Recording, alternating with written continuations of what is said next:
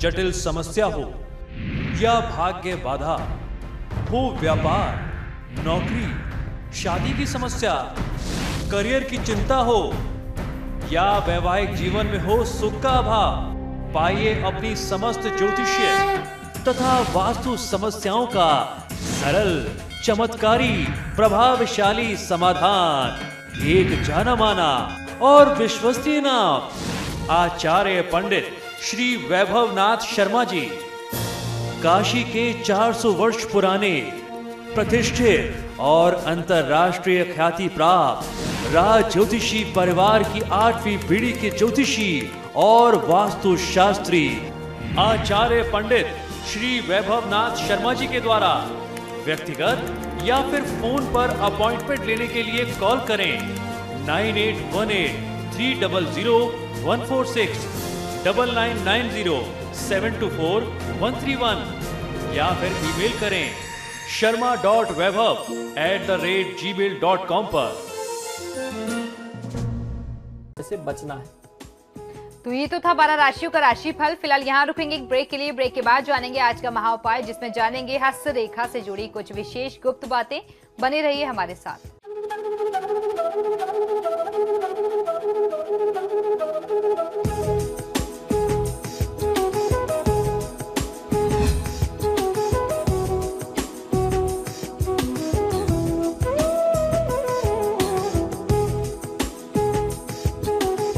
Break के बाद एक बार फिर से आपका स्वागत है। चलिए अब आचार्य जी से जान लेते हैं आज का महाउपाय। जी बिल्कुल, आज के महाउपाय में हम लोग हस्तरेखा से जुड़ी हुई कुछ विशेष और गुप्त बातें जानने वाले हैं, जिससे आप अपने या अपने किसी भी करीबी व्यक्ति के हाथों की रेखाओं को या हाथों में मिलने वाले कुछ लक्षणों को देख करके उनके स्वभाव, उनके व्यवहार और उनके भविष्य के बारे में जान सकते हैं। हस्तरेखा के कौन कौन से ऐसे लक्षण होते हैं जिनसे लोगों के हाथों में पैसा नहीं ठहरता, आज हम लोग सबसे पहले ये बात जानेंगे कि ऐसे कौन कौन से लक्षणों को पहचानना चाहिए कि इन लक्षणों का प्रभाव ये होता है कि आपके पास पैसा नहीं टिकेगा, जिससे आप थोड़ा सा और प्रयास करें धन के संचय को बढ़ाने के लिए। कई लोगों की ये शिकायत रहती है कि पैसा उनके पास जैसे ही आता है वैसे आने के साथ ही वो खर्च हो जाता है, चाह करके भी पैसा उनके पास बचता नहीं। तो हो सकता है ये समस्या आपके साथ भी हो। तो आइए जानते हैं किस प्रकार आप अपने हाथ की रेखाओं को देख करके ये लक्षण पहचान सकते हैं। कुछ लोग ऐसे भी होते हैं कि कितना भी खर्च कर लें कभी उनका हाथ खाली नहीं होता। आपने ऐसे भी लोगों को देखा होगा। पैसों के लिए इनका काम कभी नहीं रुकता। आप चाहें तो इसकी वजह से खुद अपनी हथेली को देख करके ये जाना जा सकता है। हस्तरेखा विज्ञान के अनुसार जिन लोगों की हथेली कोमल होती है, सॉफ्ट होती है और उंगलियां पीछे की ओर मुड़ी होती हैं, वे बड़े उदार प्रकृति वाले होते हैं, बड़े दिल के होते हैं। ऐसे लोग भौतिक सुखों के प्रति आकर्षित होते हैं, जिससे इनका धन, सुख सुविधाओं और शौक की वस्तुओं में बहुत ज्यादा खर्च होता है। उंगलियों को सीधा करने पर जिनकी उंगलियों के पोरों के बीच में खाली स्थान होता हो, उनके पास पैसा ठहरता नहीं है। आप अपनी उंगलियों को सीधा करके देख सकते हैं। अगर उंगलियों के बीच में आपको गैप दिखाई देता है, उसमें आपको कोई सुराख दिखाई दे, तो समझना चाहिए कि ऐसे लोगों के पास धन का संचय कम हो पाता है। तो इन लोगों को अपने जीवन में सेविंग्स के लिए थोड़ा ज्यादा मेहनत करनी चाहिए। अचानक खर्च का योग ऐसे लोगों के साथ जरूर बन जाता है, जिससे बचत कर पाना इनके लिए बहुत मुश्किल हो जाता है। अगर हथेली के बीच में गहरा स्थान हो तो खर्च होने पर भी कुछ ना कुछ बचत करने में सफलता प्राप्त हो जाती है। कुछ लोगों की हथेली जो है बीच में थोड़ा सा गड्ढा नुमा आकृति की होती है, हस्तरेखा में ऐसा वर्णन मिलता है। तो अगर आपकी हथेली में ऐसा लक्षण मिलता है तो आपको ये समझना चाहिए कि आप पैसा जितना खर्च करेंगे कहीं ना कहीं से आपके लिए व्यवस्था भी हो जाएगी, आपके ऊपर खर्च की कमी नहीं होगी, लेकिन कहीं ना कहीं से खर्च की व्यवस्था होती रहेगी। आइए अब आगे बढ़ते हैं। जिनकी उंगलियां आपस में एक दूसरे से चिपकी हुई होती हैं और हथेली के बीच में गड्ढा होता है, वो बहुत कंजूस होते हैं। ऐसे लोग धन खर्च होने पर परेशान हो जाते हैं। इनमें बचत करने की तीव्र चाहत होती है। तो इस प्रकार से जिन लोगों की उंगलियां आपस में चिपकी हुई हों, हथेली में बीच में हल्का सा गड्ढा भी दिखाई दे, इनके अंदर धन खर्च करने की प्रवृत्ति थोड़ा कम होती है, जिसे हम लोग आपस में आम बोलचाल भाषा में कंजूस कहते हैं। तो ये तो बात रही कि आपके पास पैसा टिकेगा या नहीं टिकेगा, इन कुछ लक्षणों की हस्तरेखा के माध्यम से ये हम लोगों ने जाना। आइए अब हम जानते हैं कि हाथों में यानी हस्तरेखा से ये कैसे पता चल सकता है कि कौन व्यक्ति कितना धनवान है और कितना बुद्धिमान है। आपके पास कितना पैसा होगा और आप कितने बुद्धिमान हैं, या कोई भी व्यक्ति कितना धनी होने वाला है भविष्य में और कितना वह विवेक वाला, बुद्धि विवेक वाला होगा, इस बात को जानने के लिए मशीनों की आवश्यकता नहीं होती। प्राचीन काल में हस्तरेखा विज्ञान के माध्यम से यह पता कर लिया जाता था कि व्यक्ति की आर्थिक स्थिति आने वाले भविष्य में कैसी रहने वाली है और इन पर माता सरस्वती की कृपा रहेगी या नहीं। यानी कुल मिलाकर के साफ सुथरे शब्दों में कहा जाए तो लक्ष्मी और सरस्वती का योग किसी व्यक्ति के लिए उसके जीवन में कितना बनता है, उसकी भूमिका कितनी रहने वाली है, ये हम लोग अपनी हस्तरेखा से भी जान सकते हैं। और आप भी चाहें तो इस विद्या यानी हस्तरेखा के माध्यम से अपने और अपने परिजनों, दूसरे लोगों की आर्थिक स्थिति और उनकी बौद्धिक क्षमता का अंदाजा लगा सकते हैं।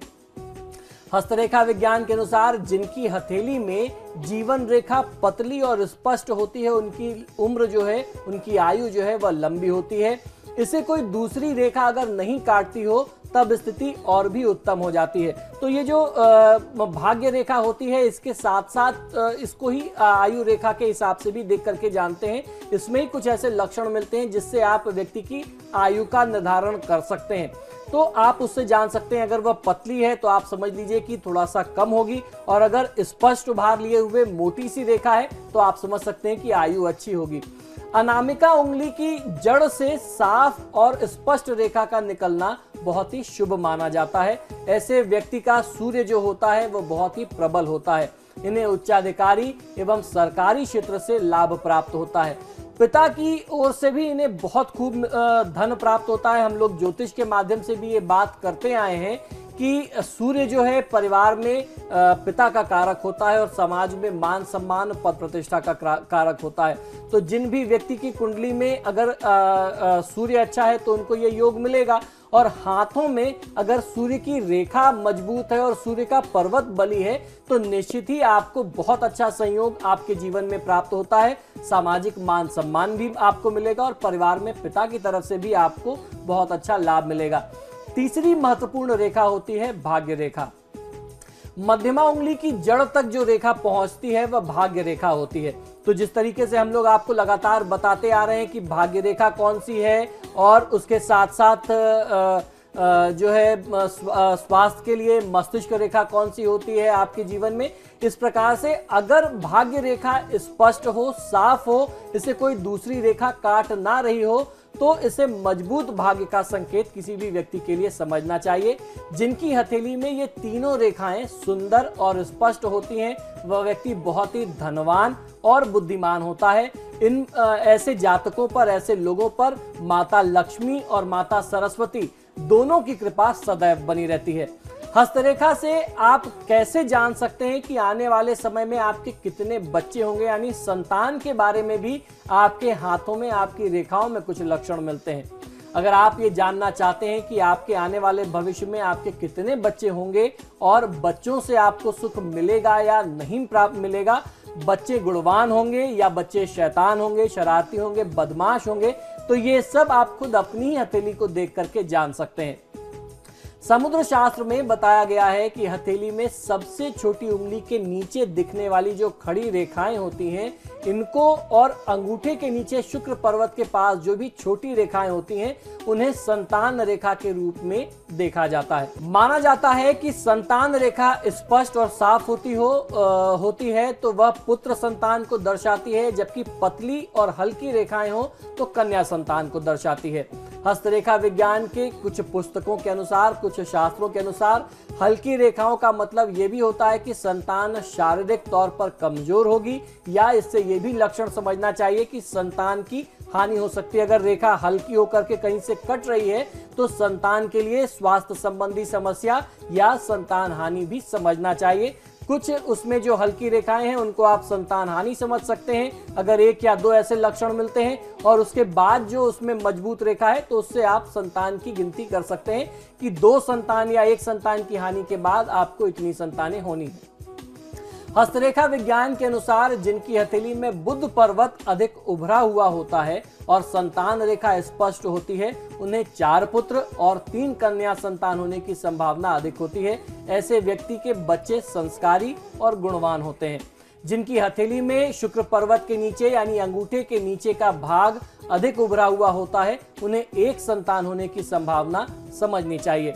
जिनकी हथेली में कोई एक संतान रेखा अधिक स्पष्ट हो और साफ हो, उन्हें अन्य संतान की अपेक्षा किसी संतान से विशेष लगाव रहता है और उसी संतान से उन्हें विशेष प्रकार का सुख भी प्राप्त होता है। अगर किसी पुरुष की हथेली में संतान रेखा स्पष्ट ना हो तो परेशान होने की आवश्यकता नहीं होती। ऐसे व्यक्तियों को अपनी पत्नी की हथेली में, अपने जीवन साथी के हथेली में भी संतान रेखाओं को देखना चाहिए। माना जाता है कि संतान रेखा पुरुषों की अपेक्षा स्त्रियों के हाथों में अधिक स्पष्ट रूप से पाई जाती हैं। तो इस प्रकार से आप अपने हाथों के कुछ लक्षण को देख करके अपने संतान, अपने और परिवार के अलग अलग लोगों के बारे में, उनके भविष्य के बारे में, उनकी आर्थिक स्थिति, उनकी बौद्धिक क्षमता इत्यादि का ज्ञान कर सकते हैं, जानकारी प्राप्त कर सकते हैं। पंडित जी, ये तो आपने बताया कि हस्त रेखाओं को देखकर हम जानकारियां जुटा सकते हैं, लेकिन क्या जो भाग्य की रेखाएं होती हैं वो भी बनती बिगड़ती रहती हैं क्या? जी बिल्कुल, इसीलिए हमारे धर्मशास्त्रों में कहा जाता है कि कर्म सबसे प्रधान है, कर्म प्रमुख है। जिस प्रकार का आप कर्म करते हैं, आपके कर्मों के आधार पर आपके हाथों की रेखाएं बनती और बिगड़ती हैं। इसीलिए हमारे जो भी धर्मशास्त्र हैं वो हमारा मार्गदर्शन करते हैं कि हमेशा हमें शुभ और कल्याणकारी कर्म ही करना चाहिए। अपने परिश्रम पर, अपने पुरुषार्थ पर यानी अपनी मेहनत पर अगर आप विश्वास करें, भाग्य की हाथ की लकीरों पर विश्वास कम करना चाहिए। उनको आप ईश्वर और अपने कर्म पर छोड़ दें, अपनी मेहनत पर विश्वास करें तो जीवन में किसी भी प्रकार की सफलता पाना कोई बहुत कठिन बात नहीं रह जाती। तो इसी के साथ ही हमारे आज के कार्यक्रम में फिलहाल इतना ही। बहुत बहुत शुक्रिया आपका आचार्य जी स्टूडियो में आने के लिए। जी तो आपके सितारे में फिलहाल इतना ही। वक्त तो चला एक छोटी सी ब्रेक का। ब्रेक के उस पार भी खबरों का सिलसिला लगातार जारी है।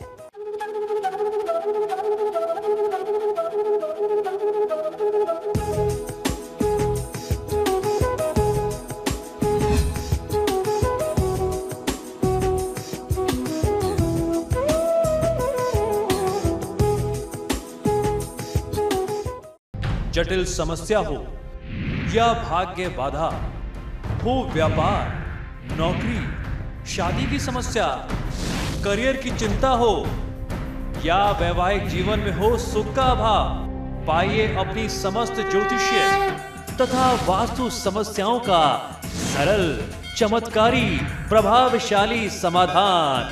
एक जाना माना और विश्वसनीय नाम, आचार्य पंडित श्री वैभवनाथ शर्मा जी, काशी के 400 वर्ष पुराने प्रतिष्ठित और अंतरराष्ट्रीय ख्याति प्राप्त राज ज्योतिषी परिवार की 8वीं पीढ़ी के ज्योतिषी और वास्तु शास्त्री आचार्य पंडित श्री वैभवनाथ शर्मा जी के द्वारा व्यक्तिगत या फिर फोन पर अपॉइंटमेंट लेने के लिए कॉल करें 9818 300 146 9990 724 131 या फिर ईमेल करें sharma.vaibhav@gmail.com पर।